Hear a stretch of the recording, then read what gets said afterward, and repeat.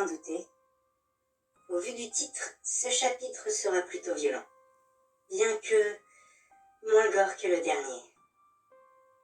Car je vais vous parler d'un homme que je vais baptiser Vernon. Ça sonne bien. Et donc, Vernon était un homme d'environ la quarantaine, ayant une femme et un jeune enfant d'un peu moins d'une dizaine d'années. Mais, comme vous vous en doutez, s'il a atterri ici, c'est qu'il a fait quelque chose de mal. Quelque chose qui est directement lié à sa famille. Voyez-vous, il avait de sacrés problèmes d'alcool et devenait plutôt agressif avec un coup dans le nez. La moindre chose qui le contrariait dès lors pouvait prendre des proportions démesurées. Et bien évidemment, il passait ses nerfs sur sa femme et son fils. Jusqu'à ce qu'arrive la fois de trop, où il finit par tuer son fils en le frappant trop fort. Et que la mère, folle de chagrin, essaye de tuer son mari avant qu'il ne retourne le couteau contre elle. Bien entendu, il a été arrêté et jugé, mais pour homicide involontaire. Il aura eu une amende et 15 ans de prison. Mais il a fini dans le village avant même de commencer sa peine. Je comptais bien faire en sorte qu'il purge une peine bien plus lourde. De fait, moi et ma chère partenaire avons décidé du cauchemar qu'il allait vivre, et nous l'y avons envoyé. Il se réveilla alors dans une cellule, après que nous ayons altéré sa mémoire, pour qu'il pense avoir commencé à purger ses 15 ans de prison. Je vais bien évidemment vous passer la partie ennuyeuse où il vit son quotidien de prisonnier, pour aller directement à la partie intéressante. Car c'est durant la nuit, notamment, qu'arrivait ce qui était différent d'une peine de prison normale. Et c'est aussi le moment qu'il redoutait le plus, car c'est la nuit que les pleurs se faisaient entendre. Des pleurs d'enfants. Bien entendu, la première fois, Vernon eut du mal à le croire. Les pleurs étaient accompagnés par une apparition fantomatique, recroquevillée dans un coin de sa cellule.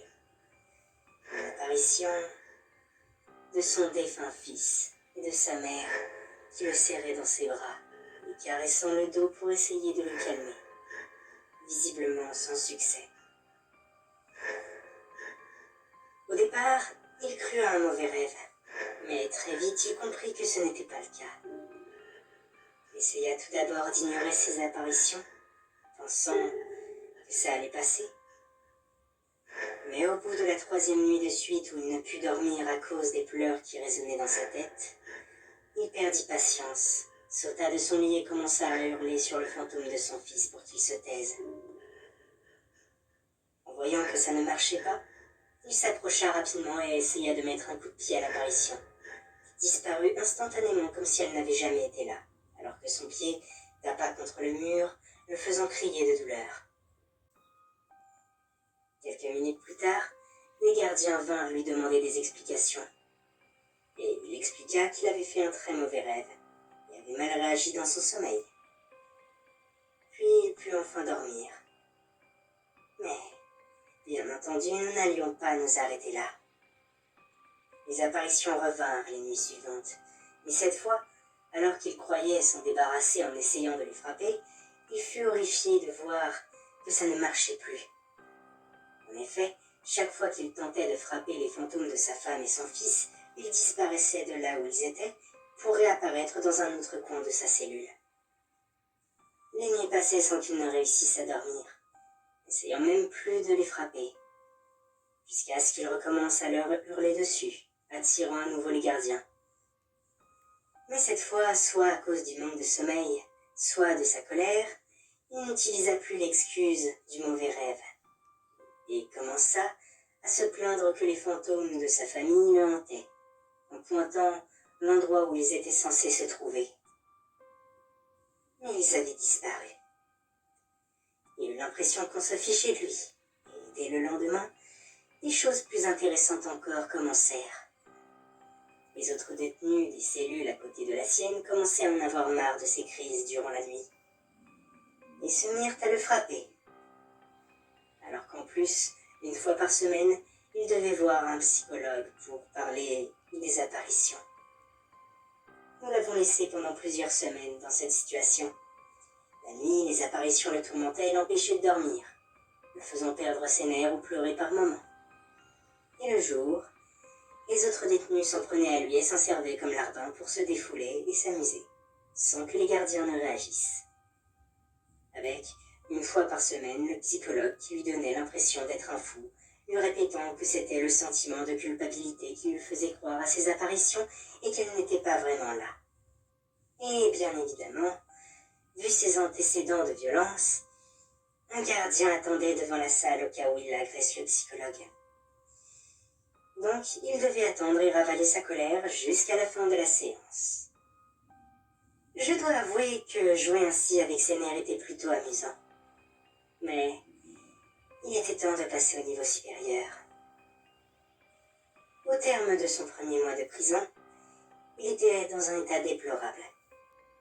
Et durant cette nuit-là, alors qu'il s'attendait à entendre les éternels pleurs de son fils, il fut stupéfait et légèrement terrifié en entendant des rires.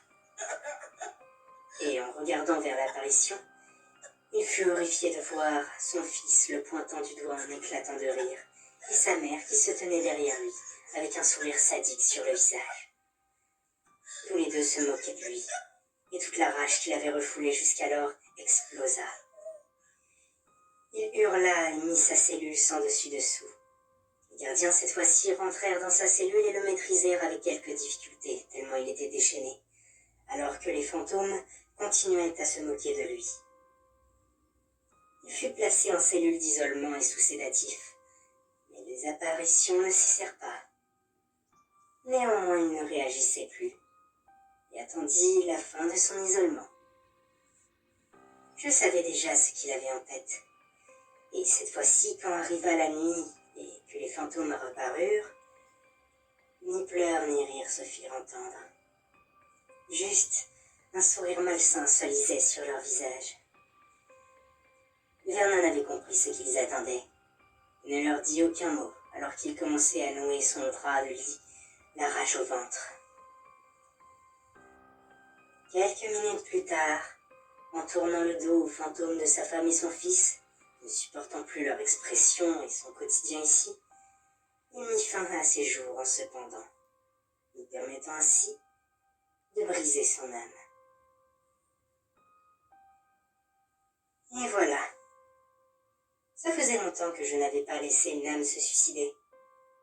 Depuis que nous avions recommencé à torturer les âmes, c'était plus la cauchemardesque qui les terminait. Là, elle s'est juste chargée de le brutaliser physiquement en intégrant les détenus qui martyrisaient Vernon. Mais ça n'est pas plus mal. Ça change. C'était un peu comme un retour aux anciennes méthodes. Et ça m'a permis de me défouler un peu. Là où des fois je suis plus spectatrice de ce que fait la cauchemardesque qu'autre chose. Maintenant, je pense mettre fin à ce chapitre. De toute façon, une nouvelle âme ne devrait pas tarder. Je vous retrouverai donc dans le prochain, où je sais encore une fois quel sujet je vais aborder.